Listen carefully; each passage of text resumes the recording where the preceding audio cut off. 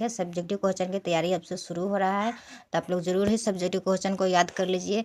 जितना important objective question होता है उतना ही इंपॉर्टेंट सब्जेक्टिव क्वेश्चन होता है, ठीक है। तो ज़रूर ही आप पूरा कर लीजिएगा और याद कर लीजिएगा। देखिए काफ़ी इंपॉर्टेंट क्वेश्चन है, चैप्टर 1 से लिया गया है।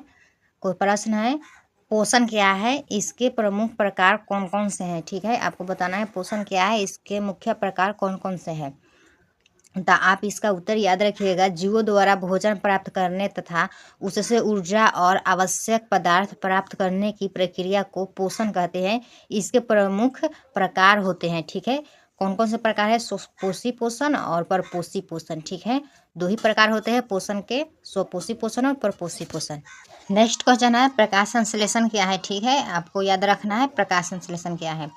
तो याद रखिएगा, हरे पौधे सूर्य के प्रकाश और क्लोरोफिल की उपस्थिति में कार्बन डाइऑक्साइड तथा जल से अपना भोजन ग्लूकोज बनाते हैं। इस प्रक्रिया को प्रकाश संश्लेषण कहते हैं, ठीक है।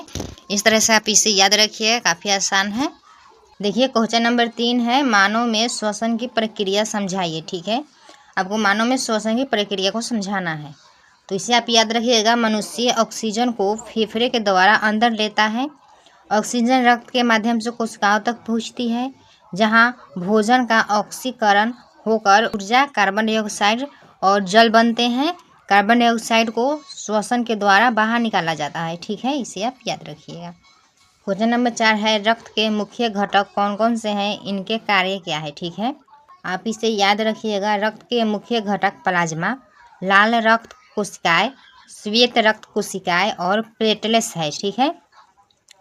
प्लाज्मा पदार्थों का परिवहन करता है, लाल रक्त कोशिकाएं ऑक्सीजन पहुंचाती है, श्वेत रक्त कोशिकाएं रोगों से रक्षा करती है और प्लेटलेट्स रक्त का थाका बनने में सहायक होता है, ठीक है।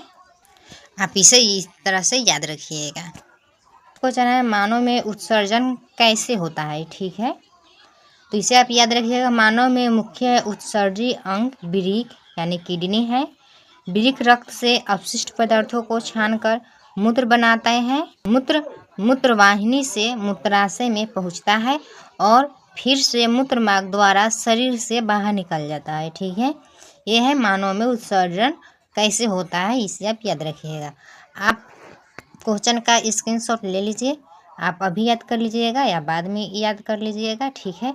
आपको जब भी फ्री टाइम मिलेगा उस टाइम में आप याद कर लीजिएगा। आप कमेंट करके ज़रूर बताइएगा कि आपको सब्जेक्टिव की तैयारी करनी है, तो आप 10 बजे सुबह जुड़ जाइएगा और अपने तैयारी को और स्ट्रॉन्ग कर लीजिए। और आप ऑब्जेक्टिव क्वेश्चन की तैयारी करने के लिए शाम को जुड़िएगा और सब्जेक्टिव क्वेश्चन की तैयारी करने के लिए सुबह में जुड़िएगा, ठीक है। चैप्टर 1 से जितने भी इम्पोर्टेंट क्वेश्चन बनेंगे जो बोर्ड एग्जाम में पूछे जाते हैं उस क्वेश्चन को हम पूरा करा देंगे, ठीक है। चलिए मिलते हैं नेक्स्ट वीडियो में।